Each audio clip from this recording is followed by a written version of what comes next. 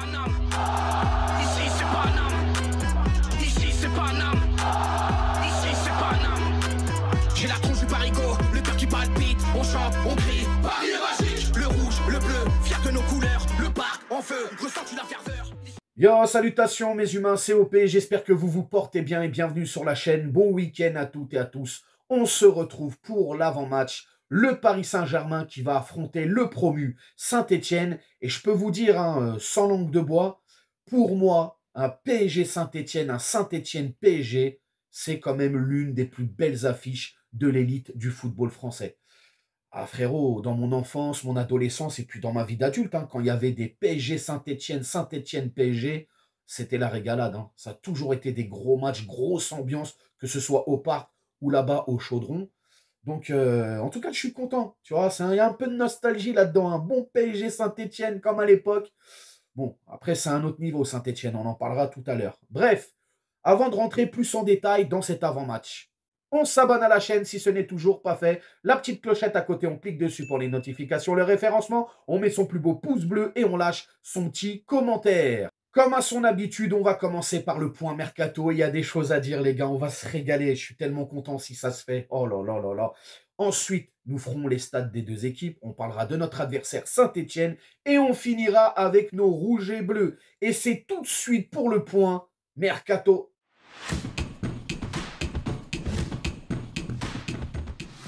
Sauf retournement de situation exceptionnel, mes humains. Kvaratskhelia sera parisien la semaine prochaine. C'est incroyable. On se souvient cet été de Laurentiis, le président du Napoli, qui voulait nous refourguer son joueur à 130 millions d'euros. Paris a dit non, on ne discute plus, on se retire. Hop, on se met de côté. Ensuite, on a entendu que le joueur allait peut-être prolonger avec Napoli. Et finalement, on ne s'entend pas sur le salaire. Le Napoli se braque.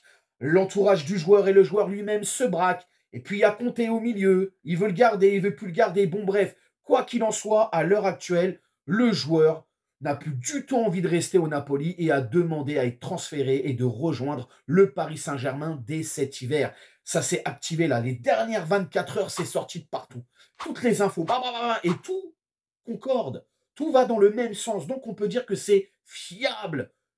Confirmé par Fabrizio Romano, Matteo Moretto et d'autres encore. Fabrice Hawkins pour RMC. Bref, tu m'as compris. C'est un dossier qui est très, très chaud.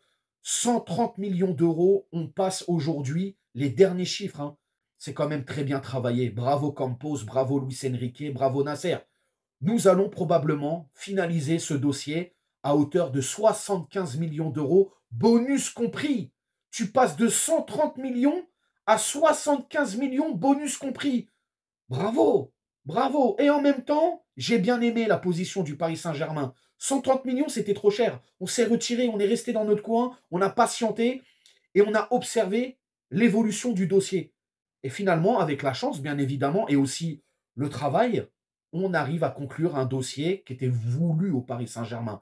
Un joueur qui avait déjà un accord avec Paris cet été, tout ça. Finalement, ça n'a pas pu se faire, mais là, c'est très bien. Alors, dans la transaction, à la base, on voulait inclure Skriniar pour faire baisser le prix. Et puis finalement, on se rend compte que le Napoli, le salaire du Slovaque est un gros problème. Et là, Paris aurait trouvé la solution. Donc, inclure Skriniar en prêt. Ce qui sous-entend que Paris prendra en charge le salaire ou une grosse partie du salaire du Slovaque. Mais quoi qu'il en soit, c'est très bien travaillé. Et je suis très content. Très content de pouvoir enfin boucler un dossier où toutes les parties ont envie de travailler ensemble. C'est très très bien. Et on file outre-Manche direction l'Angleterre et surtout le club d'Aston Villa puisque le Paris Saint-Germain serait en discussion avec un de leurs joueurs. Il s'agit du jeune attaquant international colombien John Duran. Alors je ne sais pas si je le dis correctement, qui nous vient de la MLS, si je ne dis pas de bêtises. Donc voilà, John Duran, jeune attaquant colombien de 21 ans, qui affiche quand même des stats plutôt incroyables en première ligue depuis son arrivée à Aston Villa. Bon, ça m'a l'air d'être un dossier un petit peu compliqué. Je crois savoir que Aston Villa en réclame 100 millions d'euros. En tout cas, les informations qui sont sorties et qui ont l'air plutôt fiables, que ce soit la presse anglaise ou française. Donc voilà, 100 millions d'euros pour un jeune joueur. Je crois que Unai Emery n'a pas du tout envie de s'en séparer cet hiver, mais pourquoi pas cet été. Ah, ça m'a l'air quand même très cher. Il me semble que Paris aussi a proposé Kolo Muani dans la transaction. Parlons de Kolo Muani 2 minutes, petit aparté. Alors les gars, il faut vous mettre d'accord. Hein, parce que Kolo Muani, on nous dit qu'il a trouvé un accord avec la Juve, il a dit oui. Ensuite, on nous dit, ah bah non, finalement, il va peut-être à Manchester United. Mettez-vous d'accord un petit peu dans les informations, s'il vous plaît. Bref, on revient à John Duran. Pourquoi pas, les gars? Après, 100 millions d'euros, ça m'a l'air très cher et Paris ne donnera pas suite à des discussions si Aston Villa reste ferme sur ses positions. Ça, c'est clair et net. Paris n'ira pas mettre 100 millions d'euros sur un joueur de 21 ans qui est très peu connu du public européen, hein, qui est très peu connu en Europe, tout simplement. Donc, voilà. Quand même, un petit peu de recul sur ce dossier parce que tu fais un joueur comme Kvaratskhelia qui est à 90% sûr de venir, c'est un joueur offensif. Là, tu vas encore mettre un joueur offensif. Je sais pas. Après, peut-être, oui, le fait que Kvaratskhelia vienne, forcément, peut-être que Désiré Doué va peut-être rentrer maintenant au milieu de terrain, donc ramener de la concurrence au milieu avec Vitinha, Zaïre Emery, João Neves. Bon, je ne vais pas parler de Fabien Ruiz, mais bon, vous m'avez compris. Peu importe. En tout cas, le dossier chaud, c'est Kvaratskhelia, les gars. Et si ça se fait, bah, je suis content, mais ça va se faire. Ça va se faire, ça va se faire vraiment. Vous me direz dans les commentaires ce que vous pensez justement du mercato qui s'est accéléré, mais on n'a pas vu venir le truc, tu vois. Ça s'est vraiment accéléré d'un coup. Maintenant, les gars, nous allons faire les stats des deux équipes.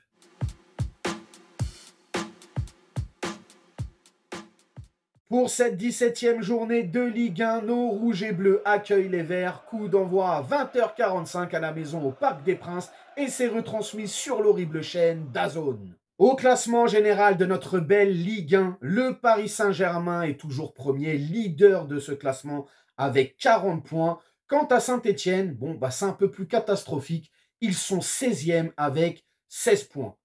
Sur leurs 3 derniers matchs, chacune de leur côté en Ligue 1 pour ces deux équipes. Pour Paris, c'est un nul et 2 victoires d'affilée. Pour Saint-Etienne, on est sur 2 défaites d'affilée et une victoire. Je vous mets aussi les stats en chiffres. Sur les 10 dernières confrontations, toutes compétitions confondues, les face-à-face entre ces deux équipes, largement en faveur du Paris Saint-Germain, puisque Paris est à 8 victoires et 2 nuls. Donc tu l'as compris, pour Saint-Etienne, on est sur 2 nuls et 8 défaites. Et la dernière fois que nos Parisiens se sont inclinés au Parc des Princes face aux Verts de Saint-Etienne, faut remonter en 2012, les gars, et on avait perdu 1-2, et je m'en souviens de ce match, puisque Mamad Sakho avait marqué contre son camp.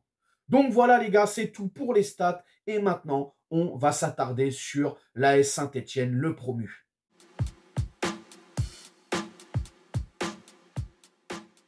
Début de saison catastrophique pour le promu Saint-Etienne.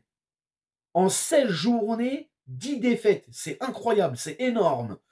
Désolé de le dire, hein, c'est pas pour être méchant et tout, mais je reste objectif. Pour moi, Saint-Etienne, cette équipe de Saint-Etienne n'a pas du tout le niveau de la Ligue 1. On se souvient de la rouste qu'ils ont pris à Nice. 8-0. Oh, ça fait mal. Ça fait très mal. En plus de ça, récemment, ils se sont fait éliminer en Coupe de France face à l'OM. Je crois qu'ils ont perdu 4-0. Ah, ça devient compliqué pour Saint-Etienne. Hein. Ça devient vraiment, vraiment très, très compliqué. Et puis les gars, on va pas se mentir, disons-le, on est bien loin du Saint-Etienne des années 90-2000. De très, très loin même. Bref, il y a eu un mercato cet été, pas grand-chose à se mettre sous la dent en termes de départ, d'arrivée, si ce n'est le prêt du jeune Français Pierre Écois, qui lui nous vient de Sunderland, si je dis pas de bêtises, donc a été prêté cet été à Saint-Etienne, et plus récemment, le nouveau coach, un Norvégien, qui succède à Dalloglio. À Dalloglio, ça devenait compliqué là, à la tête de Saint-Etienne. Donc, ce nouveau coach norvégien qui a repris les rênes de Saint-Etienne et qui, pour son premier match, a été chercher les 3 points de la victoire face à Reims. Au niveau du schéma tactique, on l'a vu en début de saison, Saint-Etienne, c'était beaucoup de... Ouais, on était sur du 5-4-1, 5-3-2. Bref, ça mettait le bus derrière. Et là, la nouvelle philosophie justement de ce coach, on est plus sur un 4-3-3 classique. Qui dit nouveau coach, dit forcément nouveau style de jeu. Donc, j'ai dû me baser sur le match contre Reims. Et ce que j'ai vu personnellement, bah, on est clairement sur un jeu offensif, un jeu de possession avec un gros pressing intense à la perte de balle, beaucoup de mouvements, ça bouge bien, ça aime se créer des situations en 1 contre 1, 2 contre 1. Après, est-ce que ça va révolutionner cette équipe de Saint-Etienne pour la deuxième partie de saison, je ne sais pas. Mais force est de constater qu'il y avait de l'amélioration dans le jeu face à Reims. Après, ça reste Reims quand même. Hein. Voilà les gars, c'est tout pour moi pour Saint-Etienne. Et maintenant, on va s'attarder sur nos rouges et bleus.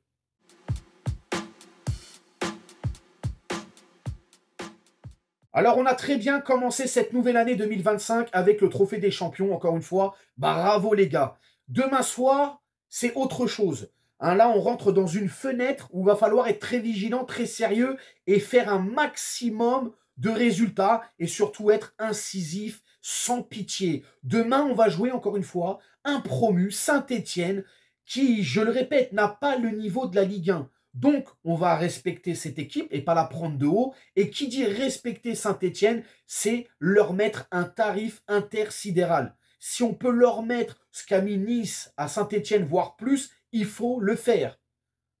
Faut pas les laisser jouer où nous, on joue à la baballe et on les regarde. Non, demain, je veux du sérieux. Hein. Je veux qu'on applique à la règle ce que va mettre en place Luis Enrique. On joue et surtout devant les cages, on fait preuve de finition. On les met au fond. Je veux de l'altruisme, que ce soit dans le jeu, dans les passes.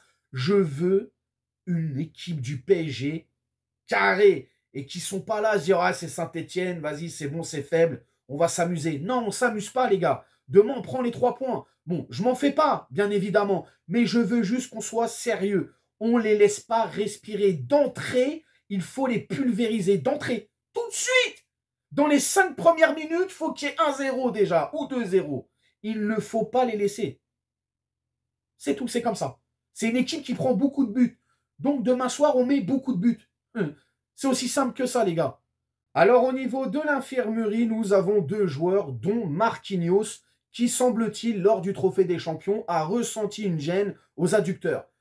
Donc, on verra ça après dans le 11 de départ. Si j'étais coach du Paris Saint-Germain, le 11 de départ que je mettrais en place demain soir face à Saint-Etienne. Et on ne va pas attendre longtemps puisqu'on va le faire maintenant de toute manière. Donc, dans ce bon vieux 4-3-3 à la Luis Enrique, forcément, je mets qui? Je mets Donnarumma dans les cages. Pour la charnière centrale, eh ben, je partirai avec Pacho et Lucas Hernandez. Donc, je fais transiter Pacho à droite et Lucas Hernandez axial gauche. Latéral gauche, ça ne bouge pas, je mets Nuno Mendes. Latéral droit, le grand Achraf Hakimi. Au milieu de terrain, je partirai avec João Neves, Vitinha. Ouais, ça ne bouge pas, Zaïre Emery. Et pour l'attaque, je mettrai Barcola à gauche. Je mettrai Doué dans un rôle de faux neuf et Dembélé à droite. Donc voilà les gars, c'est le 11 de départ selon moi si j'étais coach du Paris Saint-Germain pour demain soir. Bon, au niveau du score les gars, je vous avoue, hein, j'ai mis un tarif et j'ai été gourmand. Ah, je vois un 5-0 frérot. 5-0 pour le Paris Saint-Germain. Ah ouais, je veux rien savoir. 5-0. Après au niveau des buteurs, bon, bah, je vais mettre allez, un 5-tuplé de Kvaratskhelia. Ouais. Ah, il n'est pas encore là, je sais, mais j'imagine déjà. Non, je rigole, les gars. Non, je vais mettre un petit but de. Allez, un petit doublé de Désiré Doué. Ça ferait plaisir. Je vais mettre un but de Dembélé. Un petit but de. Hakimi. Et puis pour le 5e, je vais mettre Vitinha. Donc voilà. C'est mes buteurs. Pour ce 5-0 demain soir, je l'espère, on ne sait jamais, hein, on verra bien, mais je l'espère vraiment. Vous allez me dire dans les commentaires comment vous sentez ce match, le score, votre 11 de départ, bref, vous me dites tout dans les commentaires si vous sentez un bon match du PSG ou pour vous c'est un match piège, vous me dites tout dans les commentaires. N'hésitez pas à vous abonner, partager, liker et bien évidemment, nous on se retrouve demain soir pour le débrief. Et moi je serai au Parc des Princes, donc encore une fois, je vais vous régaler comme d'habitude. Prenez soin de vous. Bon week-end et à demain. Ciao. Nique sa mère, les foutiques, c'est l'UTES que j'incarne. Paris capitale et la Liga capitule. On voit toute ton équipe.